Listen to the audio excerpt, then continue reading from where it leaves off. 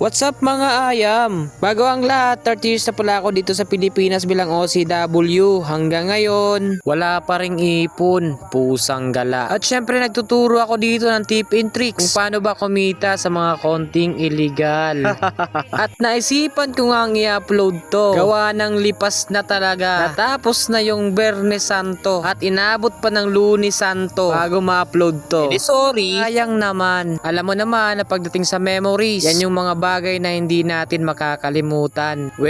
Oo naman. Syempre, mga ganong occasion, graduation, edi congratulations, pusang gala. Parang hindi totoo. At syempre pala, gusto ko sana magpasalamat sa mga teacher na matyagang nagtuturo sa mga anak natin. Kasi bilang teacher, hindi natin alam kung gaano sila katyagang nagtuturo sa mga anak natin. Sila yung naghuhubog ng mga utak. At syempre, attitude na din. Dito nag-uumpisa sa elementary school. Edi syempre, pasalamatan natin. Kung wala sila, alam mo na kung anong ginagawa nila. Ano nga bang ginagawa nila? According to PBBM, pusang gala, alam ko na yan. Nagluluto sila ng mga pansit sa mga bisita. O, diba? Bilang teacher, pasalamatan natin sila. Syempre, naghahanda sila ng mga pansit.